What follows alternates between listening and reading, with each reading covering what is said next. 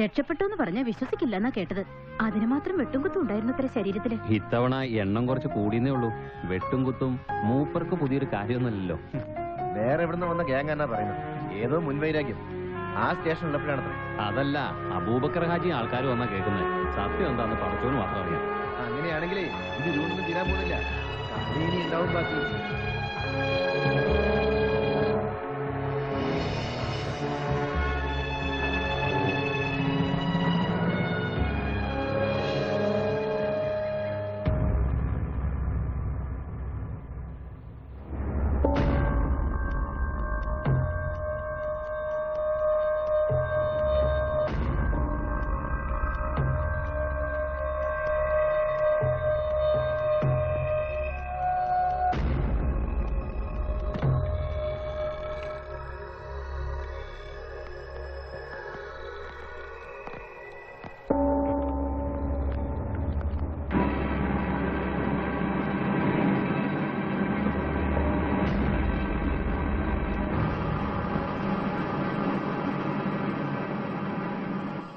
വിവരങ്ങളൊക്കെ ഞാൻ അറിഞ്ഞായിരുന്നു. എന്നല്ല, അന്ന് തൊട്ട് ഇന്ന് വരെ സബ് ഇൻസ്പെക്ടർ സോളമന്റെ ചലനങ്ങളൊന്നും ഞാൻ അറിയാതെ പോയിട്ടില്ല. ഞാൻ ട്രൈ ചെയ്യുന്നുണ്ട്. അങ്ങ് ഇടുക്കിയിലോട്ട്, അതും രാജാക്കാട്ടിലേക്ക് തന്നെ കെട്ടിയെടുക്കാനുള്ള എന്റെ ശ്രമം ഏതാണ്ട് കരകണ്ട് തുടങ്ങിയതായിരുന്നു.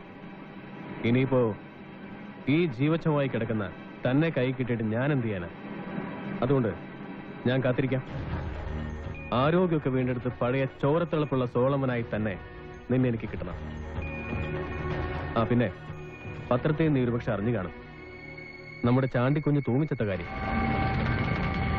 പാവം, തൂങ്ങിച്ചത്താണോ തല്ലിക്കൊന്ന് കെട്ടിത്തൂക്കിയതാണെന്നൊക്കെ ആർക്കറിയാം. പക്ഷേ ചങ്കുറപ്പുള്ളവനായിരുന്നു. മോളുടെ കല്യാണം മുടങ്ങിയിട്ടും ചത്തുപോകുന്നവരെ ബോധ്യമായിട്ടും അവനതെന്നോട് പറഞ്ഞില്ല. ദേഹാനക്കരുത്, ഒട്ടും ഇമോഷണൽ ആകുകയും ചെയ്യരുത്. ഇതൊരു തുടക്കം മാത്ര. ഇനി എന്തൊക്കെ കാണാനും കേൾക്കാനും കിടക്കുന്നു. എന്നാ ഞാൻ ഇറങ്ങിക്കോട്ടെ. അടുത്ത ആഴ്ച തിരുവനന്തപുരത്തിന് പോകുമ്പോ ഞാൻ ഹോം മിനിസ്റ്റർ ഒന്ന് കാണും. അന്വേഷണം ക്രൈംബ്രാഞ്ചിന് വിട്ടില്ലെങ്കിൽ പ്രശ്നം ഞങ്ങളുടെ പാർട്ടി ഏറ്റെടുക്കും. നാടിളക്കി ഒരു പ്രക്ഷോഭം. ഒരു പോലീസുകാരന്റെ ജീവനോട് സെക്യൂരിറ്റി ഇല്ലെങ്കിൽ പിന്നെ ആർക്കാതുള്ളത്?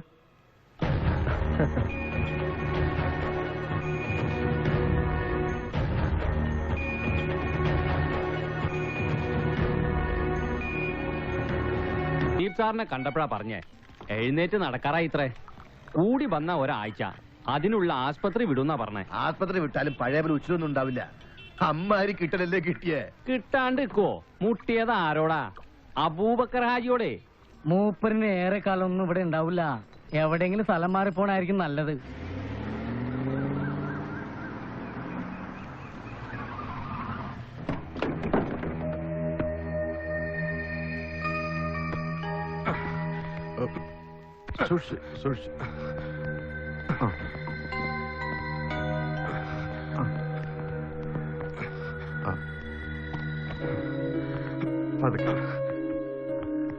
അടിക്കാനും തൂക്കാനും പിന്നെ അത്യാവശ്യം ഭക്ഷണം ഉണ്ടാക്കാനൊക്കെ ആയിട്ട് ഒരു സ്ത്രീയെ ഏർപ്പാടാക്കിയിട്ടുണ്ട്. പിന്നെ ഞങ്ങളാരെങ്കിലും ഒക്കെ മാറി മാറി ഇവിടെ ഉണ്ടാവും. എന്നാലും ഉപ്പോളം വരില്ലല്ലോ ഉപ്പിലിട്ടത്. സുരേഷ് സാർ ഇന്നലെ പറഞ്ഞതാ, നാട്ടിലേക്കോ മറ്റോ ഒരു ട്രാൻസ്ഫറിന് അപ്ലൈ ചെയ്താ ഇപ്പോഴത്തെ ഒരു അവസ്ഥയിൽ പെട്ടെന്ന് നടക്കും. അല്ല, ഞങ്ങൾക്കാർക്കൊരു ബുദ്ധിമുട്ടുണ്ടായിട്ടല്ല, സാറിന്റെ സൗകര്യം. അതുകൊണ്ട് ഞാനങ്ങനെ പറഞ്ഞേ ഉള്ളൂ. പകരം ചോദിക്കാനോ കണക്ക് തീർക്കാനോ ഒന്നുമല്ല. എന്റെ ചോര വീണ മണ്ണായത്. ഈ മണ്ണ് വിട്ട് തൽക്കാലം ഞാൻ എങ്ങോട്ടുമില്ല. എല്ലാം അകത്ത് വെച്ചിട്ടുണ്ട്. ഞാനിനി പോയിക്കോട്ടെ സാർ. താന്നൊക്കെ കുറച്ചു നേരം ഞാൻ സെറ്റിൽ ആയിക്കോട്ടെ. ഞാൻ പോകുന്നില്ല. ഹബീബ് എന്ന സ്റ്റേഷനിലേക്ക് ഇല്ലേ, രാത്രിയാകുമ്പോൾ ഒരാളിങ്ങ് വരണം. ശരി സാർ.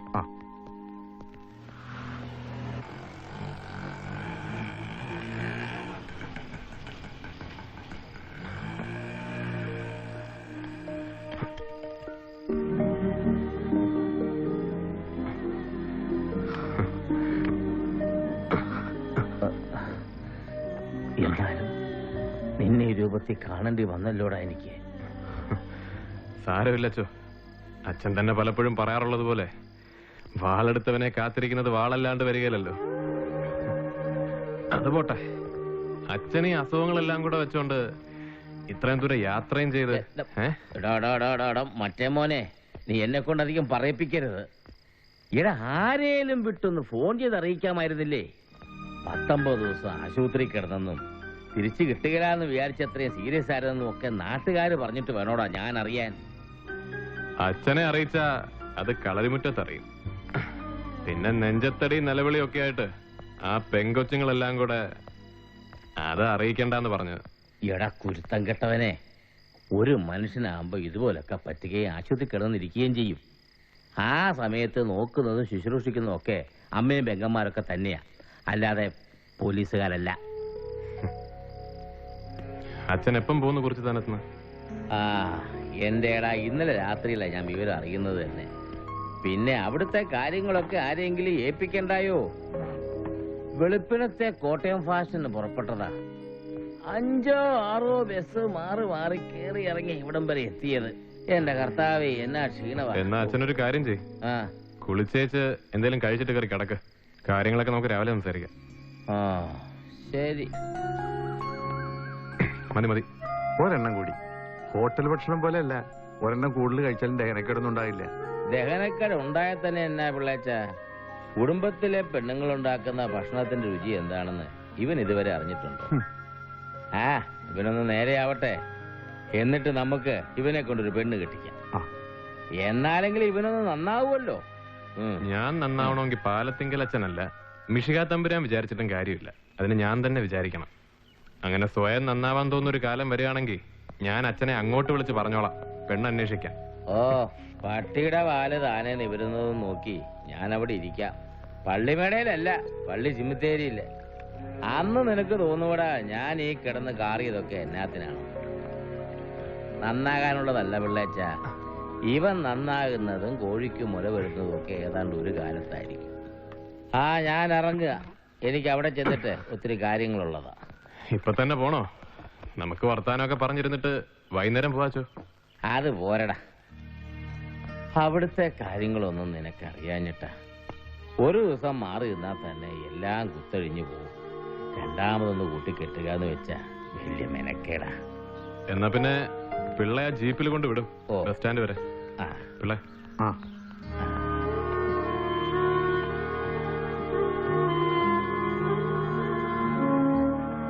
നീ എന്നോട് പറ, ഏത് ചെകുത്താന്റെ മക്കളായത് ചെയ്ത്? സത്യമായിട്ടും നിനക്കറിയാൻ വേണ്ടേ? എനിക്കറിയാച്ചോ, എന്റെ കഴുത്തിന് നേരെ വന്ന ആ വടിവാളിന് പിന്നിലെ മുഖം, ആ രൗദ്രഭാവം ഇന്നും എന്റെ കൺമുന്നിലുണ്ട്. പക്ഷെ അത് കാണാൻ എന്റെ കണ്ണുകൾ എനിക്ക് തുറന്നു പിടിക്കണ്ട. അതടഞ്ഞാനിരിക്കട്ടെ. കർത്താവിന്റെ കുഞ്ഞിന് നല്ലത് വരുത്തട്ടെ.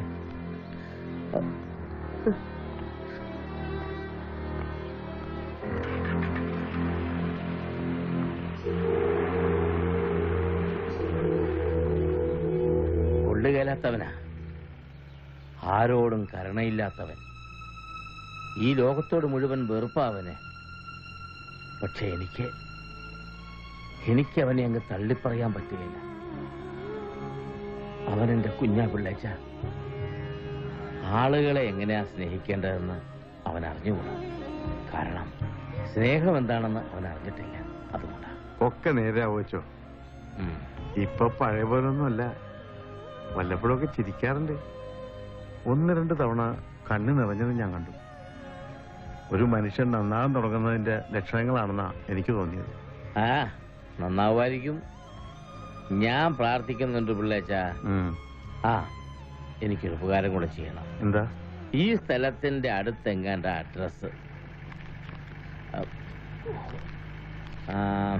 KM മുഹമ്മദ്, പാലക്കണ്ട് വീട്, ബദിയെടുക്ക. ഞാൻ കേട്ടിട്ടില്ല ചോ. പിള്ളേച്ചന് ചിലപ്പോ ആളെ അറിയില്ലായിരിക്കും. കുറെ ആയിട്ട് ഒരു വശം നടന്ന് കിടപ്പ. നമുക്ക് അന്വേഷിക്കാം. അച്ഛനെന്താ ഈ പാലക്കണ്ടിയായിട്ട്? ഇയാളെ ഞാൻ കണ്ടിട്ടില്ല. ഇയാളുടെ ഒരു മോളുണ്ട്. 6 വയസ്സുകാരി ആമിന എറണാകുളം മെഡിക്കൽ ട്രസ്റ്റിലെ ഹാർട്ടിന്റെ വാൽവിനൊരു ഓപ്പറേഷൻ കഴിഞ്ഞ് ഇപ്പൊ തിരിച്ച് നാട്ടിൽ വന്നിട്ടുണ്ട്.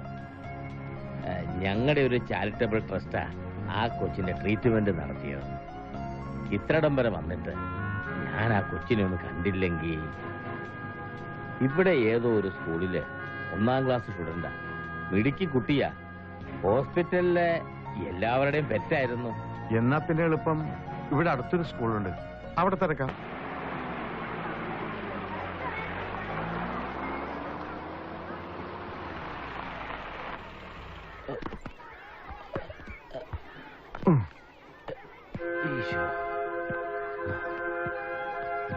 അച്ഛനോട് നിൽക്ക്, ഞാൻ ഒന്ന് അന്വേഷിച്ചിട്ട് വരാം. ആ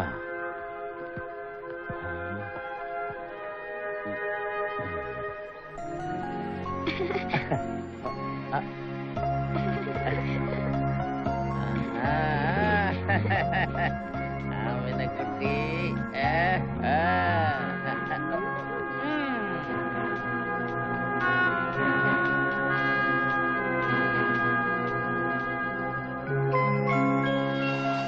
അങ്ങ് കോട്ടയം ജില്ലയിലെ കുറിച്ചിത്താനം എന്ന ഗ്രാമത്തിലെ ഒരു ഇടവക വികാരിയായി എനിക്ക് ഇങ്ങ് വടക്കേറ്റത്ത് കിടക്കുന്ന കാസർകോട്ടെ ഒരു കൊച്ചുകുട്ടിക്ക് വേണ്ടി എന്തേലും ചെയ്യാൻ കഴിയുമെന്ന് പറഞ്ഞാൽ അത് ദൈവഹിതമെന്നല്ലാതെ എന്താ പറയുക? ആമിനയുടെ ഉമ്മ വന്ന് പറഞ്ഞപ്പോ എന്റെ കണ്ണ് നിറഞ്ഞുപോയി. എല്ലാം അവസാനിപ്പിച്ചാലോന്ന് അവർക്ക് തോന്നിയ ആ ഒരു സമയത്താ ഈ ട്രസ്റ്റിന്റെ സഹായം അവർക്ക് കിട്ടുന്നത്.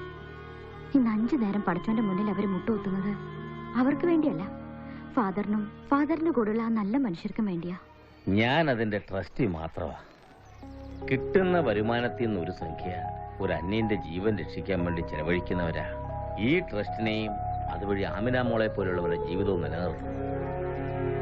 നന്ദി പറയേണ്ടതും പ്രാർത്ഥിക്കേണ്ടതും ആ സന്മനസ്സുകളോടാണ്. പ്രാർത്ഥനയുണ്ട് ഫാദർ. ഞങ്ങളുടെ ആമിന മോളെ കാണുമ്പോഴൊക്കെ ഞങ്ങൾ ആ നന്മ ഓർക്കും, ആ നന്മയ്ക്ക് വേണ്ടി പ്രാർത്ഥിക്കും. അത് വേണം. അവനവന്റെ പ്രാർത്ഥനയല്ല, തനിക്ക് വേണ്ടി മറ്റുള്ളവർ പ്രാർത്ഥിക്കുമ്പോഴാണ് അത് ദൈവത്തിലെത്തുന്നത്. ഞാന് മോളോട് പറഞ്ഞില്ല, ഞാൻ ഇത്രയും ദൂരം യാത്ര ചെയ്ത് ഇവിടെ വന്നത് ആമിന മോളെ കാണാൻ മാത്രമല്ല, എന്റെ കൈകളിലൂടെ വളർന്ന് ഒടുവിലൊരു പ്രായമെത്തിയപ്പോ എനിക്ക് നഷ്ടപ്പെട്ടു പോയ എന്റെ ഒരു കുഞ്ഞുണ്ട്. അവനെ ഞാനിന്ന് കണ്ടു.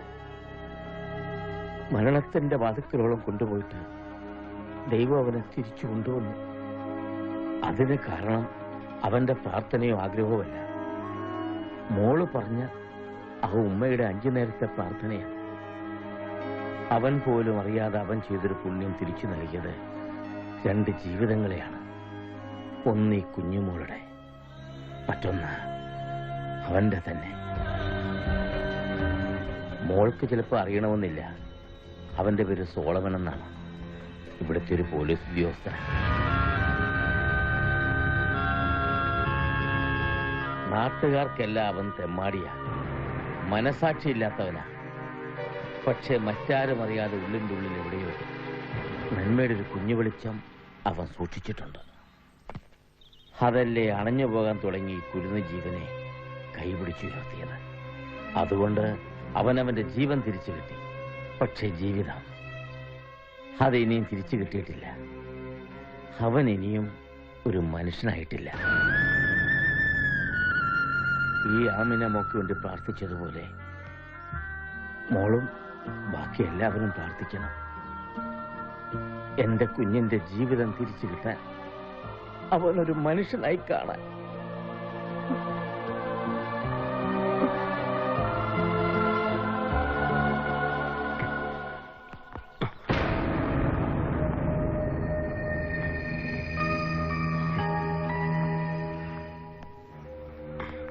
കേട്ടപ്പോ സത്യമായിക്കത്തില്ലെന്നാണ് മോനെ വിചാരിച്ചത്. 1.5 മാസത്തിലധികമായി മല കയറിട്ട് അങ്ങ് മറയൂർ കാട്ടില്. എന്നാ പറ്റടാ? ഞാൻ പറയാം. നല്ല കൈതച്ചക്ക വാറ്റിയതാ. മറയൂരുണ്ടായിരുന്നപ്പോ അവിടുത്തെ പിള്ളേരുടെ വക സ്പെഷ്യലാ.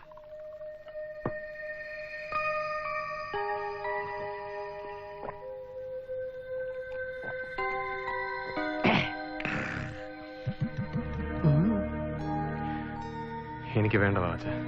വേണ്ടേ? അതിനെ പറ്റി എന്റെ സാറേ, ഇതിങ്ങനെ ആപ്പയുപ്പ സാധനമൊന്നുമല്ല.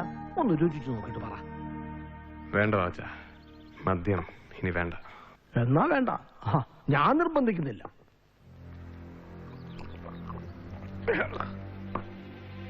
എന്നാലും എന്റെ കൊച്ചെ, ഒരു വാക്ക്, ഒരൊറ്റ വാക്ക് നിനക്ക് എന്നോട് വിളിച്ചു പറയായിരുന്നല്ലോ. മറയൂർ കാട്ടിലല്ല എവറസ്റ്റിന്റെ നെറുകയിലാണേലും പറന്നെത്തുമായിരുന്നു വാവച്ചൻ. നിന്നെ തൊടാൻ മാത്രം ചങ്കറപ്പുള്ള ഏത് മോനാണ് ഈ മലബാറിനുള്ളത്? എന്നിട്ട് അതും കണ്ടോണ്ട് എന്തിനാണ് വാവച്ചൻ ഈ മീശം വെച്ച് ആണാന്ന് പറഞ്ഞ് നടക്കുന്നത്? ഇപ്പൊ ഒരു വാക്ക് പറ, ഞാൻ കാണിച്ചുതരാം ഈ വാവച്ചൻ ആരാണെന്നും വാവച്ചൻ ഇവിടെ എന്നാ ചെയ്യാൻ പറ്റുമെന്നും. വേണ്ട വാവച്ച, ഇനി ഒരു ചോരയ്ക്ക് ചോരാന്നും പറഞ്ഞിറങ്ങിയ ഒരു വാളിന്റെ മുനയിലോ ഒരു കടാരപ്പിടിയിലോ അത് അവസാനിക്കത്തില്ല. അവിടുന്ന് തുടങ്ങത്തേ ഉള്ളൂ. എനിക്ക് വയ്യ വാവച്ച, എനിക്ക് വയ്യ. നിനക്ക് എന്നാ പറ്റാ? പേടിയാണോ? തോറ്റുപോകുന്നുള്ള പേടി? അല്ല വാവച്ച, ജയിച്ചു കളയുമെന്നുള്ള പേടിയാ. ഒരു വട്ടം ജയിക്കാൻ, ഒന്ന് തലയുയർത്തി നിൽക്കാൻ എത്ര പേരെ തോപ്പിക്കണം, എത്ര തലകൾ അരിഞ്ഞ് താഴെയിടണം. മതി, ഇനി വയ്യ. വാവച്ചനൊരു കാര്യം ചെയ്, കഴിക്കാവുന്നത് കഴിച്ചോ, എന്നിട്ട് പോ. ഞാനൊന്ന് കിടക്കട്ടെ. നീ കിടന്നോ, ഞാൻ ഇറങ്ങാ. വിളിച്ചാ മതി, വാവച്ചാന്നൊരു വിളി. ഞാനിവിടെ ഉണ്ടാവും ഏതു നേരത്തും.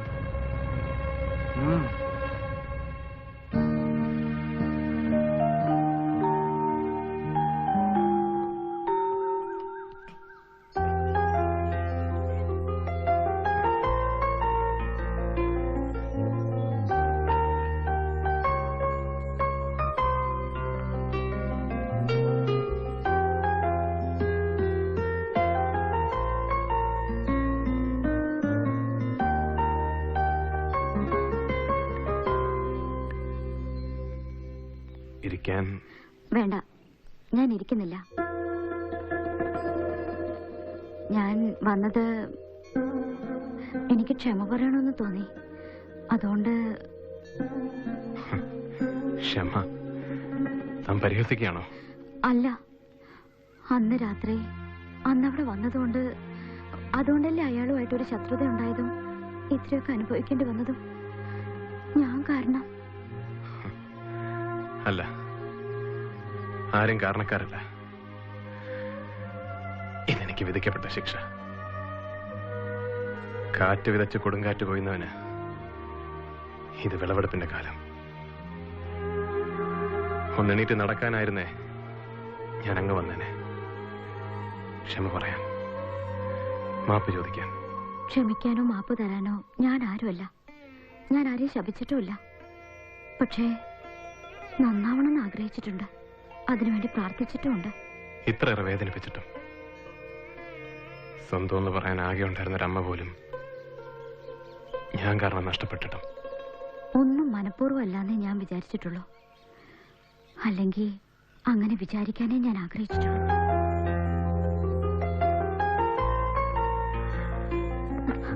വേണ്ട,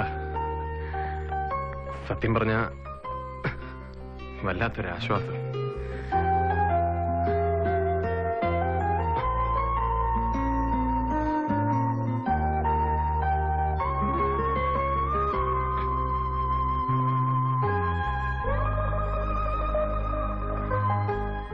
എന്റെ തെറ്റുകളൊക്കെ ക്ഷമിക്കാൻ കഴിയുക, അതൊന്നും തെറ്റുകളല്ല എന്ന് വിചാരിക്കാൻ കഴിയുക. ഈ വലിയ മനസ്സിന് തന്നോട് ഞാൻ നന്ദി പറയണം. ഈ ജീവിതത്തിന്റെ ഒരു അവസാനത്തെ വഴിത്തിരിവിലാണ് ഞാനെന്ന്. ഒരു ചാരുകസേര ഊന്നുവടി മാത്രമേ ഇനി എന്റെ മുന്നിലുള്ളൂ എന്നുമായിരുന്നു ഞാൻ വിശ്വസിച്ചിരുന്നത്. അല്ല, എനിക്ക് എണീക്കണം, നടക്കണം. ഒരിക്കൽ കൂടി എന്റെ ജീവിതം തിരിച്ചു വേണം. തെറ്റുകളിൽ നിന്ന് പാഠം പഠിച്ച് തിരിച്ചു വന്നൊരു പുതിയ സോളമൻ ഇനി ഉണ്ടാവണം.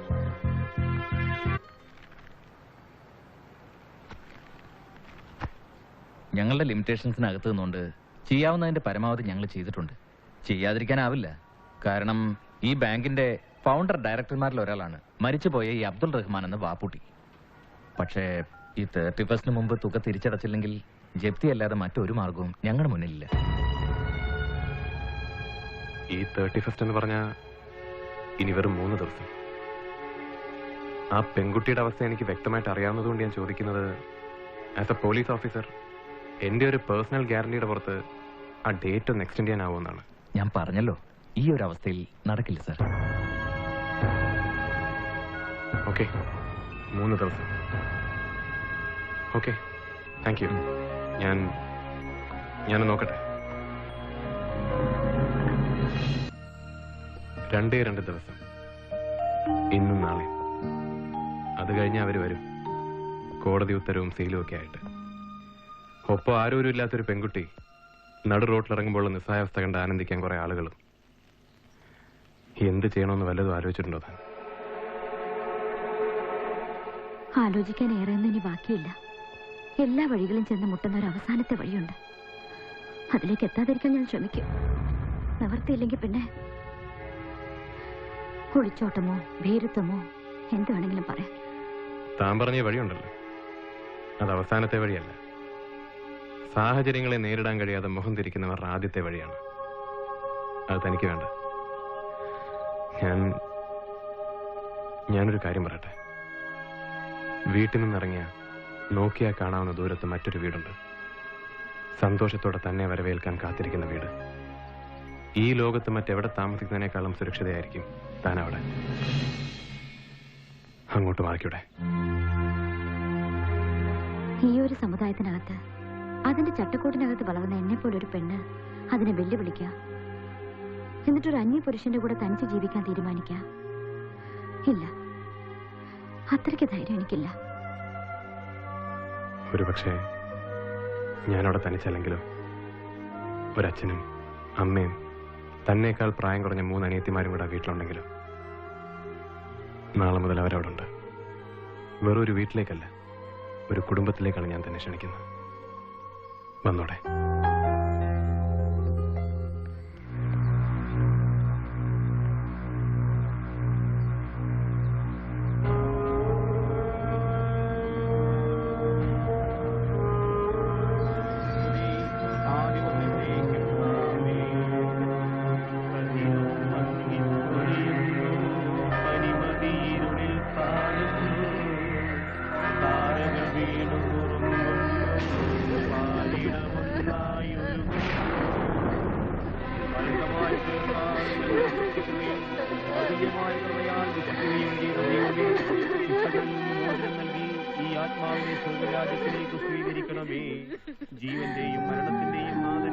പെട്ടെന്നായിരുന്നു.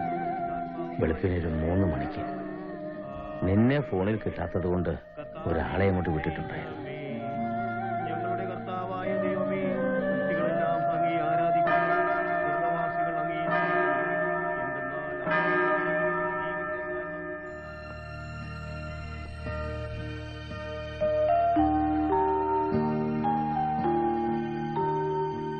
റാഹേലു പറയുന്നതിലും കാര്യമുണ്ട്. ഇന്ന് ഇങ്ങനൊരു അവസ്ഥയിൽ ഈ വീട് വിട്ട് ഇവരെല്ലാം കൂടി അങ്ങോട്ട് വരിക എന്ന് പറഞ്ഞാൽ നാട്ടുകാർ പറയുന്നത് പോട്ടെ, പക്ഷെ അവളുടെ ഒരു മാനസികാവസ്ഥയോടെ നോക്കണ്ടേ സോളമാ? എനിക്കറിയാച്ചോ, ഒന്നും അറിയണ്ടെന്ന് ശടിക്കുന്ന പഴയ സോളമനല്ല ഞാനിപ്പോ. പക്ഷെ ഞാൻ പറഞ്ഞത് ഒരു പെങ്കൊച്ചിന്റെ ജീവിതത്തോടെ തുലാസി തൂങ്ങാണ്. എന്നാ പിന്നെ നിനക്ക് അവളെ ഇങ്ങോട്ട് കൊണ്ടുവന്നൂടെ? ഇവിടെ ആകുമ്പോ ഞങ്ങളൊക്കെ ഉണ്ടല്ലോ. നീ തിരിച്ച് ജോലിക്ക് പോയാലും ഞങ്ങൾ നോക്കിക്കോളൂ അവളെ. അത് വേണ്ട. എന്റെ ആരും അല്ലാത്തൊരു പെണ്ണിനെ ഞാൻ അവിടെ നിന്ന് കൂട്ടിക്കൊണ്ടു പോന്നാ പിന്നെ അത് മതി. തട്ടിക്കൊണ്ടുപോയെന്നാവും. പിന്നെ സമരവും സ്ഥലം മാറ്റവും ജോലി വരെ തെറിച്ചു പോയെന്നിരിക്കും. നീങ്ങി വന്നേ. നീ പറഞ്ഞത് നേരാ. ഒരു അന്യജാതിക്കാരി പെണ്ണിനെ നീ ഇപ്പൊ കൂടെ ഇറക്കിക്കൊണ്ടു വന്നാൽ അത് പുലിവാല് തന്നെയാ. എടാ, ഞാനൊരു തിരുസഭാ വിശ്വാസിയായ കത്തോലിക്ക പുരോഹിതനാ. ഞാൻ പറയാൻ പാടില്ലാത്തതാണ്, പക്ഷെ പറയാതെ മനസ്സിലാക്കാനുള്ള ബുദ്ധി നിനക്കില്ലാത്തത് കൊണ്ട് ഞാൻ പറയാം. നിനക്കതിനങ്ങ് കെട്ടിക്കൂടായോടാ? എടാ മണ്ട, ഒരു രജിസ്റ്റർ കല്യാണം കഴിച്ചേച്ച് നിന്റെ ഭാര്യയായി പിന്നെ നിനക്കതിനെയും കൊണ്ട് ഇങ്ങോട്ട് പോരുകയോ അല്ല അവിടെ തന്നെ നിർത്തുകയോ എന്താന്ന് വെച്ചാ ചെയ്തുകൂടായോ? ആർക്കാ ചോദിക്കാൻ അധികാരം? എടാ, നമ്മുടെ ജാതിക്കാരി അല്ലേലും അതൊരു നല്ല പെൺകൊച്ച. ഞാനെന്നാ സ്കൂളിൽ വെച്ച് അതിനെ കണ്ടിട്ടുള്ളതാ. പക്ഷെ അച്ഛോ, അവക്ക് എന്നോട് അങ്ങനെ ഒരു ഉണ്ടാക്കണോടാവേ. അതെങ്ങനെയാന്ന് കൂടി ഞാൻ പറഞ്ഞു തരണോ? അല്ല, ഈ ലോഹയിട്ടുകൊണ്ട് ഞാനിനി അതും കൂടി ചെയ്യാൻ ബാക്കിയുള്ളൂ.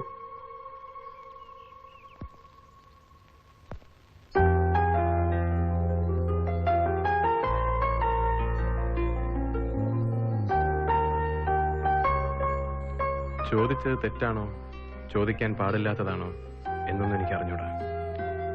തെറ്റാണെങ്കിൽ എന്റെ കുറെ അധികം തെറ്റുകൾ ക്ഷമിച്ചതിന്റെ കൂട്ടത്തിൽ ഇതൂടെ. ഒരു വിവാഹം, ഭാര്യ, കുട്ടികൾ, കുടുംബം, ഇതൊന്നും എന്റെ സ്വപ്നത്തിലോ സങ്കല്പത്തിലോ ഇല്ലായിരുന്നു ഇന്നലെ വരെ. ഒരു അന്യപുരുഷന്റെ കൂടെ അല്ലാതെ വീട്ടിൽ താമസിക്കാനുള്ള ഒറ്റ വഴിയായിട്ടാ അച്ഛൻ ഈ കാര്യം പറഞ്ഞത്.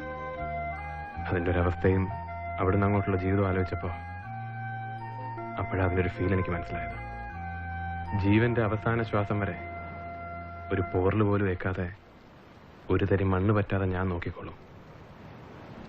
ഇത് വിശ്വസിക്കുന്നുവെങ്കിൽ, ഞാനീ പറയുന്നത് എന്റെ ഹൃദയത്തിൽ തൊട്ടുകൊണ്ടാണെന്ന് തോന്നുന്നുവെങ്കിൽ, പിള്ളയെല്ലാം ഏർപ്പാട് ചെയ്തോളൂ. ടൗണിലുള്ള രജിസ്റ്റർ ഓഫീസിൽ രാവിലെ 10 മണിക്ക് സകല ദൈവങ്ങളെയും സാക്ഷിയാക്കി ഒരു വിവാഹം. ആഘോഷങ്ങളും അലങ്കാരങ്ങളും ഇല്ലാതെ നമ്മളൊരു ജീവിതം തുടങ്ങുന്നു. നെഞ്ചുരുകി കരയുന്നത് കാണാൻ കാത്തിരിക്കുന്നവരുടെ മുന്നിൽ കൈകൾ കോർത്തു വെച്ച് തല ഉയർത്തിപ്പിടിച്ച് നമ്മൾ ജീവിക്കും.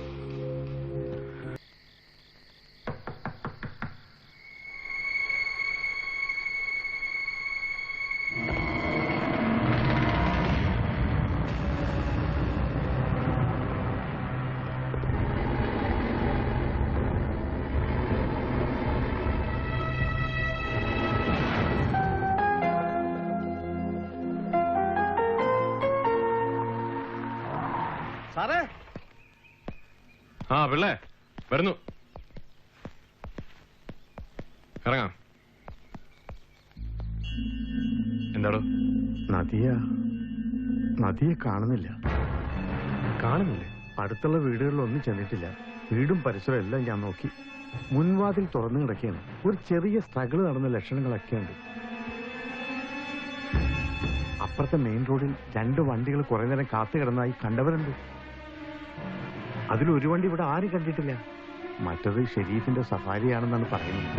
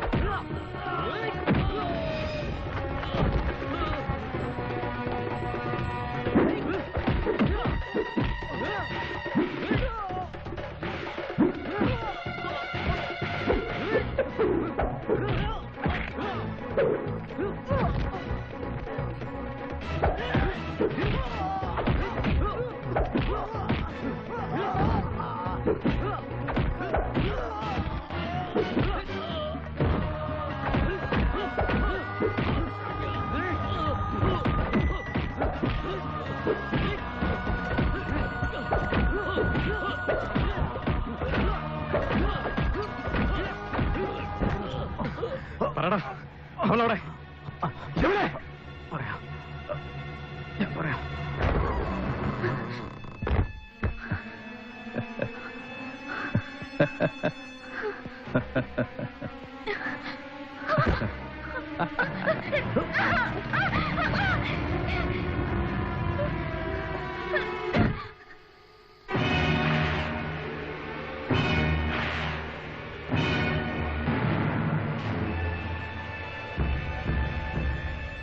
അബൂബക്കർ സാഹിബിനോട് പറയണം ഞാൻ നന്ദി പറഞ്ഞായിട്ട്. പ്രത്യുപകാരം ഞാനിവിടെ എത്തിച്ചേരും, വൈകാതെ.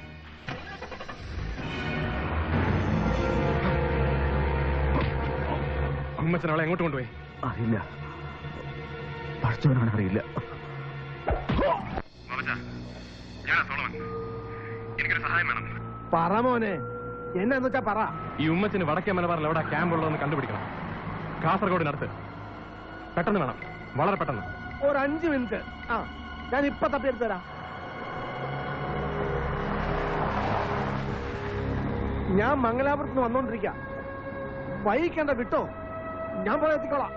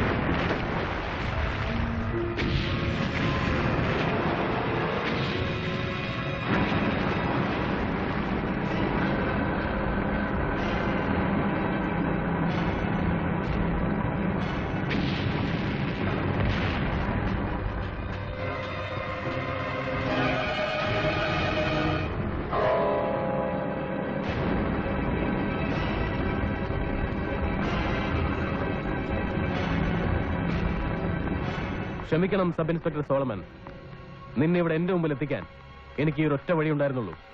അറക്കിൽ അബൂബക്കർ എന്ന എന്റെ പൊളിറ്റിക്കൽ റിലേറ്റീവിന് അവളെ ഒഴിവാക്കണം. എനിക്ക് നിന്നെ വേണം. ഞങ്ങൾ അങ്ങനെ ഒരു ധാരണയിലെത്തി. അവളവിടെ അവിടെ.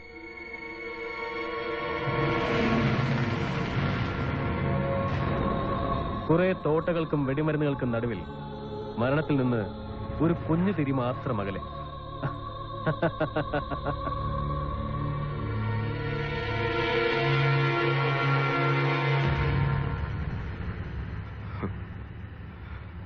ഉമ്മച്ചാ, ഞാൻ വരാം.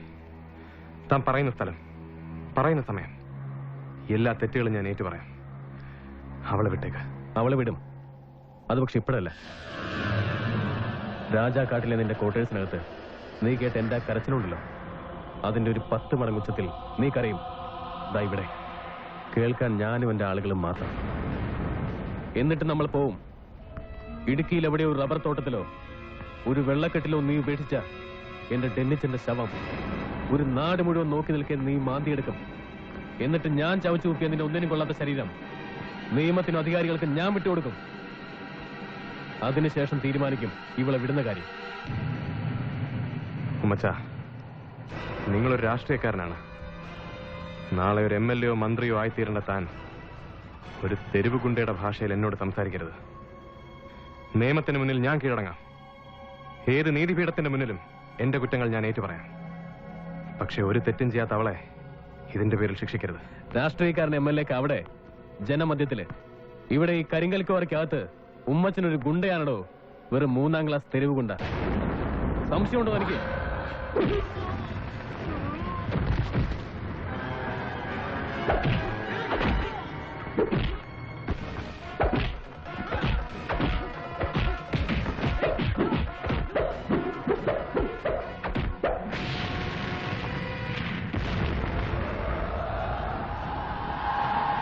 നീ അനങ്ങരുത്.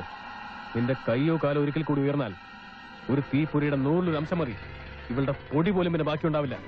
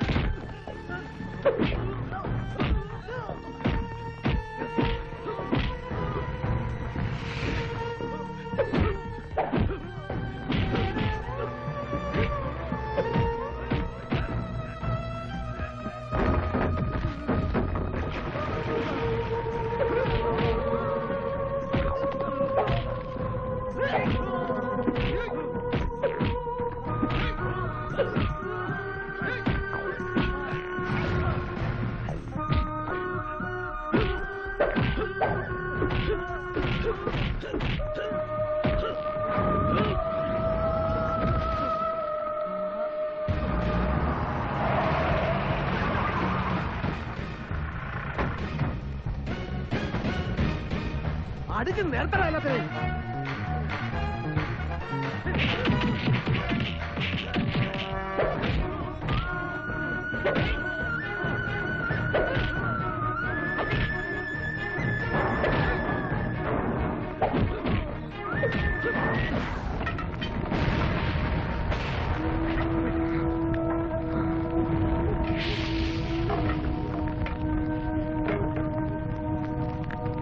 ഒരു കയ്യബദ്ധം, എന്തെങ്കിലും അവിവേകം ചെയ്തു കാണും. ഒന്നുകിൽ അവൾ, അല്ലെങ്കിൽ അവന്മാരിൽ ആരെങ്കിലും. ഏതായാലും നിന്നെ ഈ അവസ്ഥയിൽ കാണാനുള്ള യോഗം അവൾക്കുണ്ടായില്ല.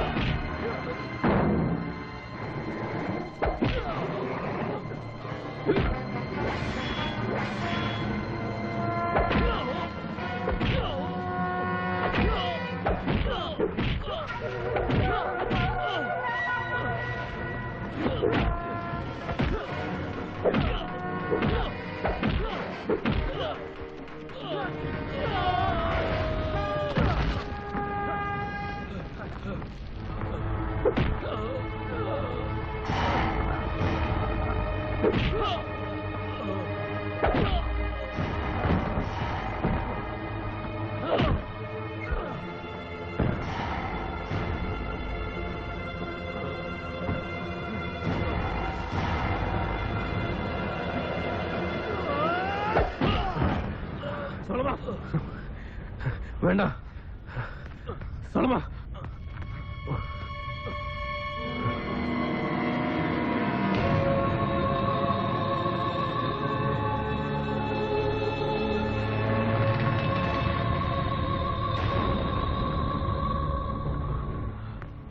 സളമ, സളമ. തെറ്റുകളൊക്കെ തിരുത്തി പുതിയൊരു ജീവിതം ആഗ്രഹിച്ചവനാണ് ഞാൻ. സമ്മതിച്ചില്ല. ഇനി എല്ലാം അവസാനിപ്പിക്കുന്നതിന് മുമ്പ് ചില കണക്കുകൾ എനിക്ക് ബാക്കിയുണ്ട്. അതിന് നമ്മളിൽ ഒരാൾ മാത്രം ജീവിക്കണം. നീ വേണ്ട മച്ച.